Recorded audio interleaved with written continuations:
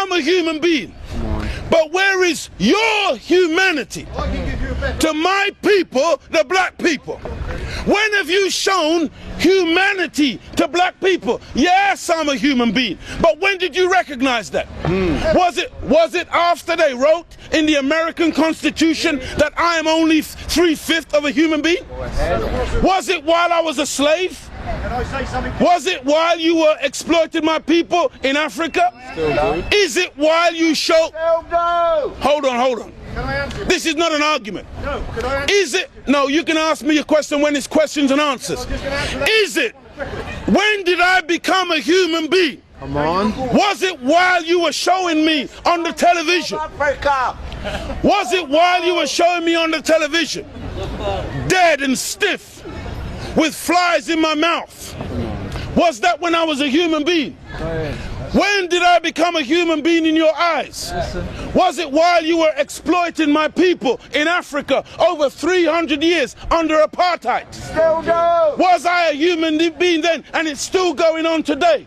When did I become a human being? Was it 20 years ago when you said that you would give the land back to the black people in Zimbabwe?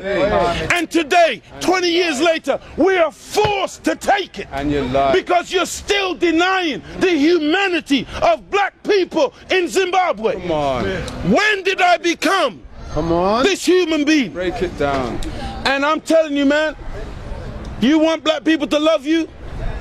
We will never love you until you show, till you prove that you are indeed a human being. And so far, we have not seen 1 ounce of humanity from you and your people. And I'm telling you this, we will never back down from this, because we know what we're dealing with.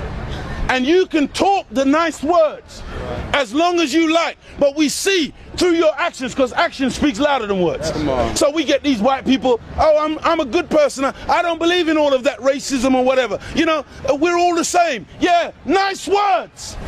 But look at the world in which we live. To this day in Africa, my people are living in tin shacks, while your people live in high-rise luxury in Africa. My people in Australia living in shacks on drugs and alcohol provided by you and your people, while you live on Bondi Beach in high-rise luxury. To this day, in the Indian subcontinent, same thing. Everywhere you go on the planet, same thing. And so, until you do justice by my people, not give me no platitudes and lip service, then I can't love you. Because even if your own mother ill-treats you as a human being, you are not required by God to love that woman who you came from, her womb. But if she will ill-treat you, it will disallow you to be able to love that which hurts and maims you and does harm to you, even though it be your own kith and kin. And so, I love those who I know as an actual fact are in the program of reform that would help me to come up as a man and help my people to come up as human beings, that we might enjoy our humanity, freedom, justice and equality among ourselves. And this man, Louis Farrakhan, is the man that is doing that for us. But look, let me say, because I believe that you're sincere as a gentleman. I want to take your question in a minute, but let me say this. See, this is the man that we love.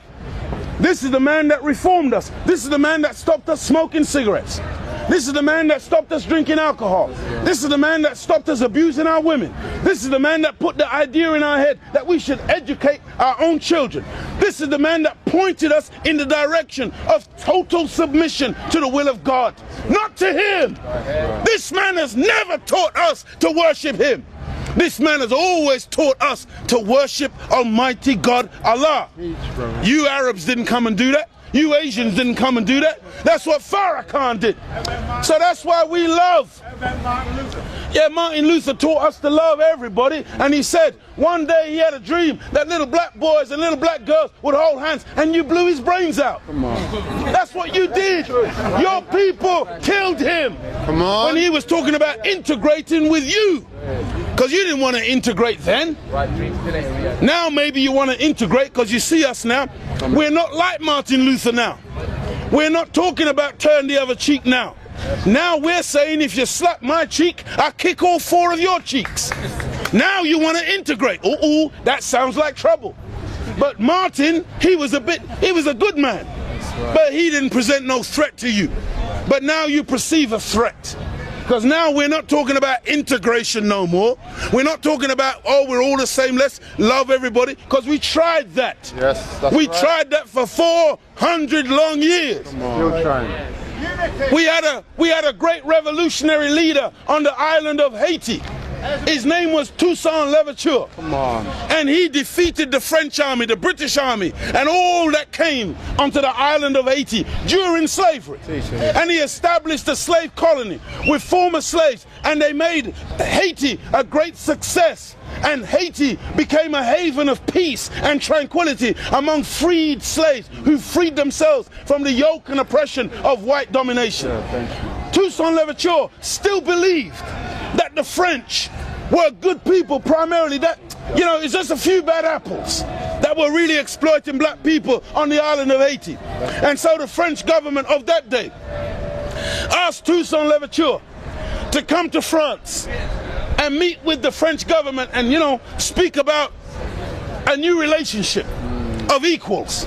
And Toussaint Louverture, trusting the white man, trusting the French, went to France and they locked him in their deepest dungeon and starved him to death and killed that great revolutionary leader because he really still had faith in you. He still believed in you. He still believed that you had a heart of a human being. And we have been appealing to the heart of white people for 400 years, and we have met with a heart of stone. Go ahead, brother. And we can prove it, because even today, in the face of a righteous and holy man, you're still banning. He's still banned. Your courts, the High Court in England said that the ban is unjust and illegal. That there is no basis for the ban.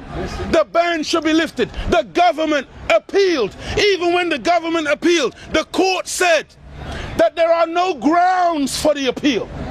The government said, but there's a point of law that they wanted to argue. And on the basis of a point of law, they said that the ruling was Home Office discretion. So now that means disregard the laws of the land. Home Office discretion. A blind man, David Blunkett. Come on. And you know what happens when the blind lead the blind? Listen. They both fall in the ditch. And so today we are governed by a blind man with a dog, stopping the man of God. Come on, think about it. From coming and speaking a word that's not just beneficial to us, but would actually be beneficial to you. That's right. And would give you a way forward and out of the destruction and the chastisement of God into the 21st century. Take it or leave it alone.